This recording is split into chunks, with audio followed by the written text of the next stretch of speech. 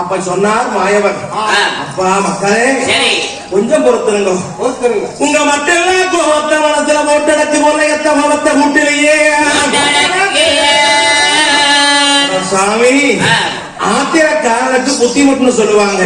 அது போல கொஞ்சம் பொறுமையாக இருக்கணும். கோபத்தை இறக்காத வேந்தனம் குரு மொழியானது சீனம் தானே கருத்தரம் எல்லாம் வாழ்ந்ததாக பத்து பொறுமையாக.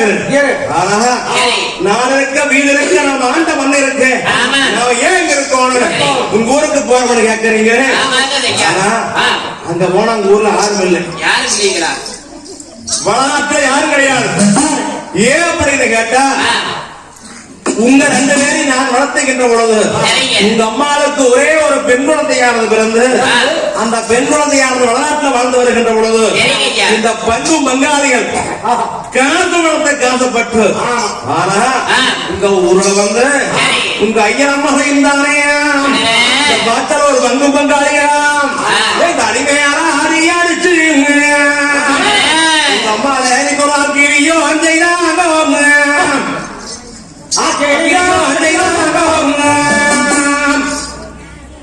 இந்த கொல்லவனே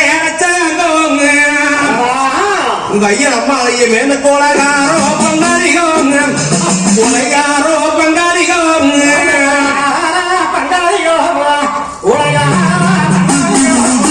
இப்படியெல்லாம் சூழ்ச்சியானது பண்ணி ஐயனம்மாளை கொல்ல வந்தாங்க வங்காளி.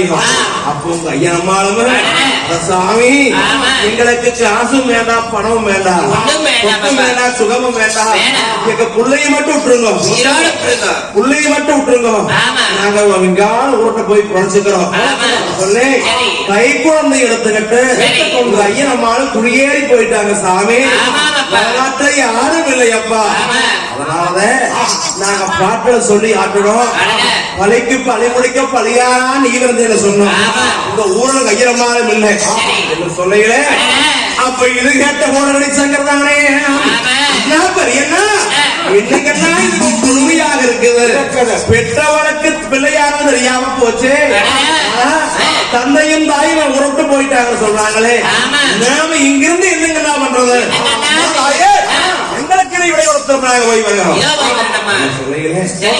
மக்களே போகலாம், நீங்க உடனடியாக சோழவளநாடு போய் உங்க ஐயனம்மாவை பாக்கணும்னு சொல்றீங்க.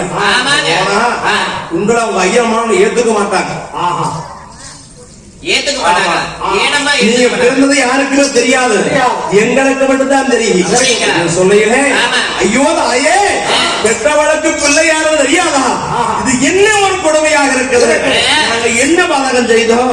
யாருக்கு என்னது? எங்களுக்கு மட்டும் ஏன் இப்படி கொடுமை? எங்களை மக்களை ஏத்துக்கிறதுக்கு என்ன வழி சொல்லுங்க. நீங்க சொன்னார். அப்ப சொன்னார் மாயவன், மக்களே உங்கள் மக்களாக ஏத்துக்க வேணும்னு சொன்னா உங்களுக்கு சில சோதனைகள் இருக்குது. அதுக்கெல்லாம் செய்தீங்கன்னா உங்களை மக்களாக ஏத்துக்குவாங்க. நீங்க ஊருக்கு போறோம்னு சொல்லி குதிக்கிறீங்களே, இந்த சோழவளநாடு போனீங்கன்னா உங்களுக்கு பங்கும் பங்காளியா உங்களுக்கு ஆபத்து வந்து நேர்ந்து, உங்களுக்கு உயிருக்கு ஆபத்து வந்து நேர்மாப்பா. அதனால வேண்டாம்னு சொல்ற பொறுத்து ஏன் தாயே ஆபத்து வரும் சொல்றீங்க? ஆபத்துன்னு சொன்னா மக்களே காசு வளர்த்தக்காக பங்கு பொண்ணு போடுவாங்க. சொல்லுங்க கட்டக்காரங்களையும் கூட அடிச்சங்கதானே தாயே எங்களுக்கு ஆபத்து பங்காளிகளாக இந்த ஓட அடிச்சங்கதானே கையில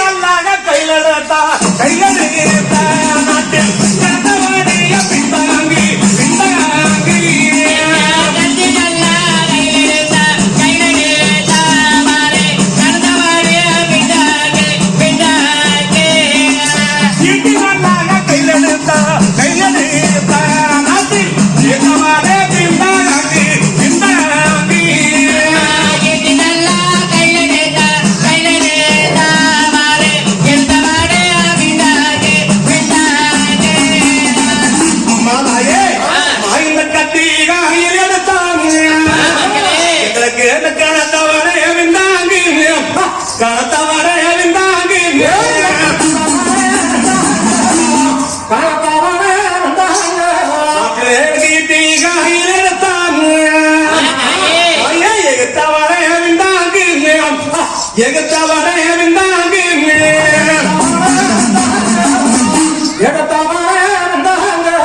அம்மா எங்களுக்கு எதிர் ஆபத்து வராதாயே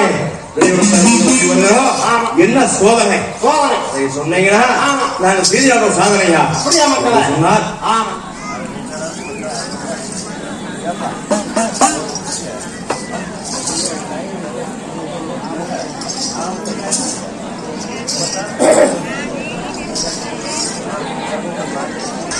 அப்ப சொன்னார் செல்லாண்டி அம்மன் மாயவரும் மக்களே நீங்க தந்தையும் தாயிரோ என்று வேறையும் போய் பார்க்கிறவங்க சொல்றீங்க கத்தி கையெழுத்தா கனத்தவளை எல்லாம் பின்னாங்கவே ஈட்டி கையெழுத்தா எடுத்தவளை எல்லாம் பின்னாங்கன்னு சொல்றீங்களே மக்களே ஆனா ஐயன் சொன்னார் மாயவர் ஆனா உங்களுக்கு நிகராக யாரும் இல்லைன்னு சொன்னாங்க இருந்தாலும் சாமி சாமி மக்களே நான் பெற்ற செல்வங்களே நானாலும் கொண்டார்களே ஐயன் சொன்ன பிரகாரம் கத்தி நல்ல புடிச்சறியே புடிச்சறியே நானே நடத்தவோரிய செய்தறியே செய்தறியே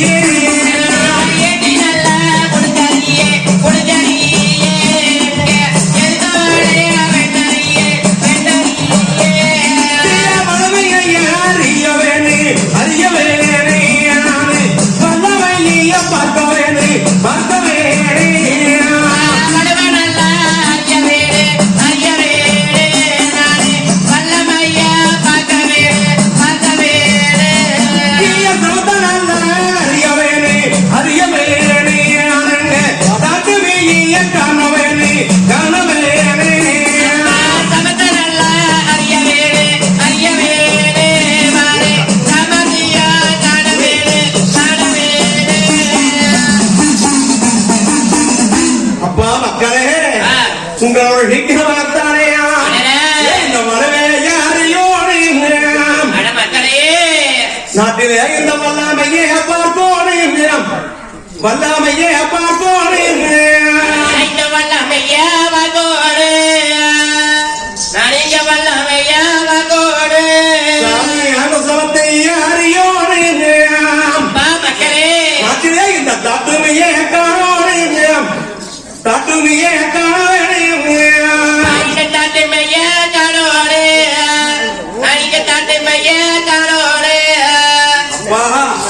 உங்க வளவை அறிய வேணும் வல்லாமையே பார்க்க வேணும் சமத்தை அறிய வேணும் நாட்டத்தையே காண வேணும் அப்போ உங்களை அனுப்பி விடுகிறேன் என்று சொன்னார். கேட்ட நாராயண சாமிகள் அம்மா தாயே வளவை அறிய வேணும் வல்லாமையே பார்க்க வேணும் சமத்தை அறிய வேணும் நாட்டத்தையே காண வேணுமா அம்மா தாயே